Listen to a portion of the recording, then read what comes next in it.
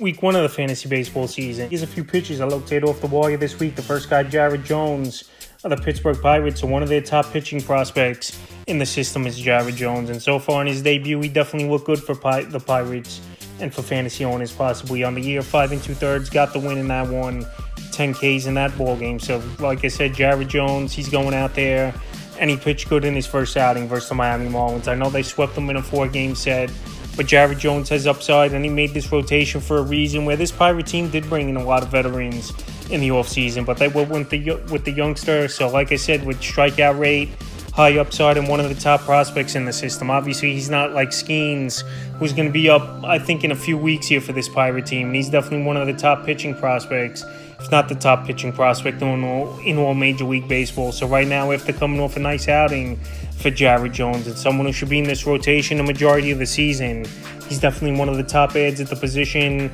this week, available right now in 67% of fantasy leagues. Next pitcher is Zach Littell of the Tampa Bay Rays. Zach Littell last season, he showed some flashes towards the end of the year, where this Ray team had a lot of injuries on the season last year. 3-6 record, 90 innings, 74 strikeouts, a 4.10 ERA, 1.18 WHIP, and 4 quality starts. He's a pitch to contact type of pitcher, Zach Littell, but he's a bulldog. He's going to eat innings for this Tampa Bay Ray team, and they're still dealing with those injuries, obviously. Jeffrey Springs, Shane McCullers, so he's going to go out there and he's going to give them some innings to Zach Littell, and qualifying and starting and reliever definitely is good value, especially in points league, where you could slide him right in that relief position. So Zach Littell right now, he's available in 84% of fantasy leagues, and he's got a made rotation spot. Like I said, with the injuries and towards the end of last season, he did pitch well for this Ray team. The only thing, he's not going to get strikeouts, but pitch to contact and get the out. So right now, Zach Littell, he's definitely a guy coming into the year had as a sleeper. And right now, he's definitely a good ad. The next ad, Frankie Montas of the Cincinnati Reds. So last season, pretty much the whole year, he missed with the New York Yankees and signed a decent 1-year contract with the Reds and was the opening day starter. And he had a good outing with Montas. 6 innings in that one, got the win, 4 Ks, no runs, and 0.67 WHIP, and the quality start versus the Nats. I know the Nats are one of the worst teams in the league once again going into the season, but the Cincinnati Red team, they're going to give them run support.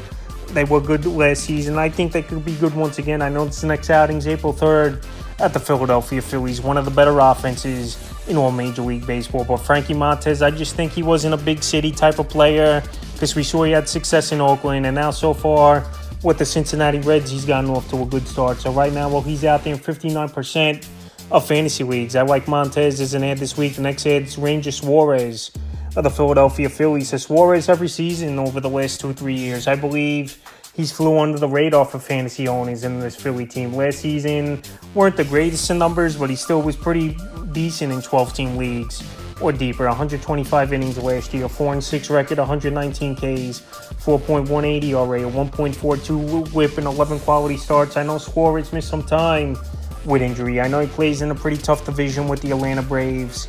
Mets, they're not off to a good start, but they got some bats in that lineup as well.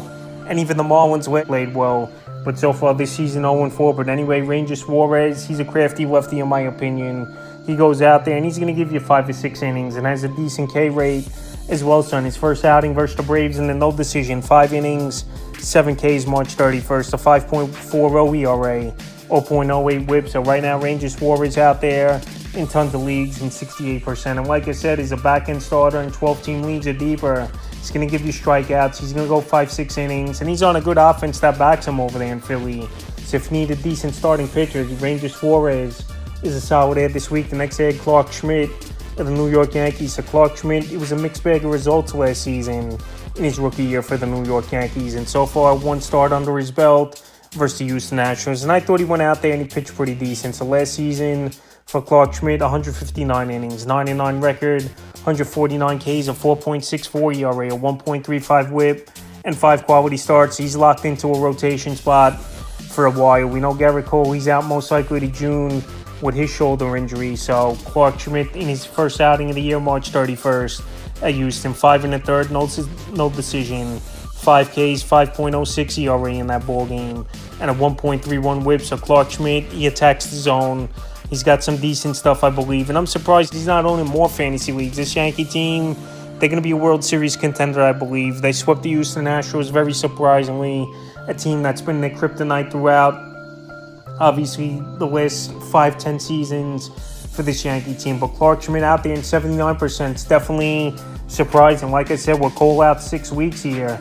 He's going to have a spot in the rotation. And last season, I thought in his rookie year, he pitched pretty well. So right now, while he's out there on tons of fantasy waiver wires, he's definitely a great add. This pitcher I looked at is Ebner Uribe of the Milwaukee Brewers. So Uribe, he's got nasty stuff. We know Devin Williams, he's out 3 months with a back injury. And Uribe out there in 51% of fantasy leagues. So far in the year, we go in 2 innings for Uribe. 2 saves, 2 Ks, a 4.50 ERA, 0.50 whip.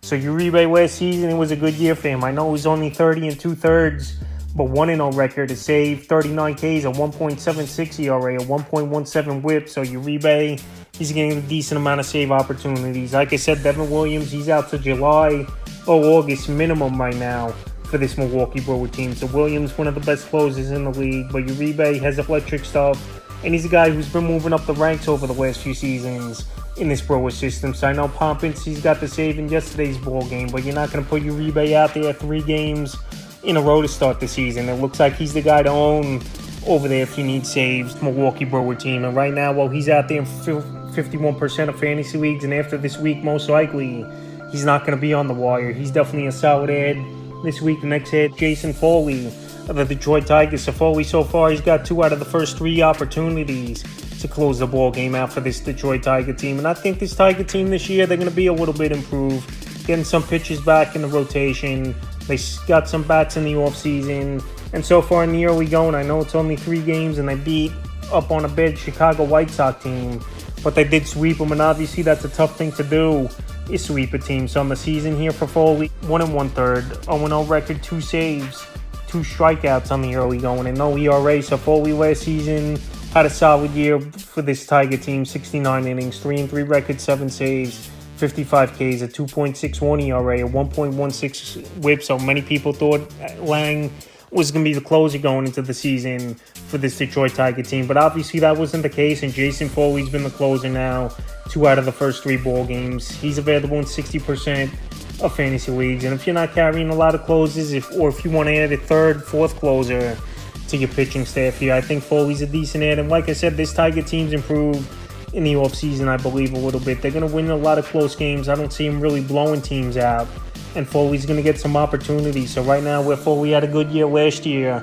with an ERA under 3, and so far off to a good start with 2 saves in the early going, he's definitely a solid add, especially at the closer position. This week, the next add's Garrett Whitlock of the Boston Red Sox, a former top prospect in this Red Sox system. And Whitlock, he's locked in, no pun intended, to a rotation spot with Lucas Giolito out for the season. So last season, Whitlock, it wasn't that good of a year, 71 2/3 between starting and relieving. 5-5 record of saves, 72 Ks, a 5.15 ERA, 1.33 whip, and 3 quality starts. But his first start of the year versus a pretty decent Seattle team in Seattle. 5 innings, got the win.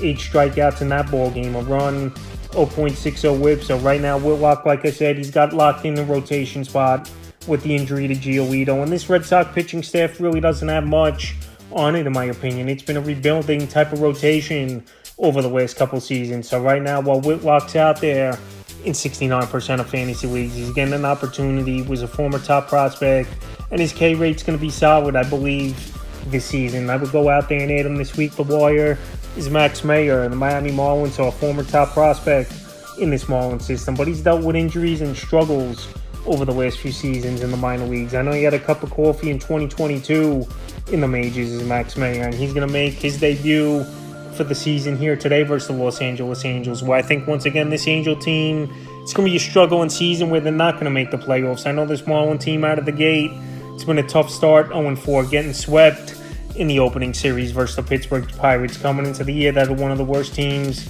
in the league as well. But Max Meyer, he has upside, I believe, for this Marlins team.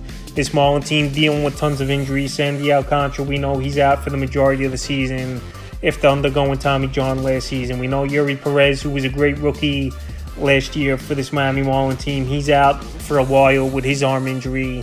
as well. So Max Meyer, he's getting an opportunity, and we'll see if he can help fantasy owners in the Marlin team. So right now, well, he's still out there in 53% of fantasy leagues, but if he goes out there here tonight and pitches a gem, added in more than 50% of leagues, and not a guy you really could add. And the final pitcher I looked at off the wire this week, Seth Lugo with the Kansas City Royals. So Seth Lugo last season, he was back as a starter after he was a setup man for the New York Mets for a long time. On the year last year, 146 and a third, 8-7 record, 140 Ks, a 3.57 ERA, 1.20 whip, and 17 quality starts in his only season with the Padres. And then this offseason, signing with the Kansas City Royals. And obviously, he's locked into a rotation spot here, is Seth Lugo. So when he's outing to start the year, March 30th versus Minnesota, 6 innings in that one, 4 Ks, 0.50 whip, no runs given up, and a quality start. So Seth Lugo, he was solid as a starter, like I said, last season. ERA under 4, and I think he could do a little bit of the same with this Kansas City Royal team. The only thing, he's not going to be a strikeout pitcher, is Seth Lugo. He's going to pitch more to contact, and he's been a fly ball pitcher a lot as well throughout his major league career. So right now, like I said, Kansas City, that could be improved a little bit this season, where they made a couple off-season moves. Again, Vinny Pasquinto off injury as well this season and healthy for this year. So right now, Seth Lugo, after a good outing versus the Minnesota Twins, and the AL Central not really having great powerhouse hitting teams. You got Minnesota, Chicago White Sox, one of the worst teams in the league, obviously. You got the Detroit Tigers, they're up and coming maybe a little bit as well. But for the most part, I think this division isn't all that great besides Cleveland with decent hitting, where they could drive the baseball, where these other teams are hit or miss at hitting the baseball. Seth Lugo in his first outing with a good outing, and a guy who's going to eat innings and go out there, and I think he's a solid quality starter for fantasy owners. Just injuries have been a concern throughout his career, and he's available in 83% of fantasy leagues. That's a few pitches I looked at off the wire for week 1 of the fantasy baseball season.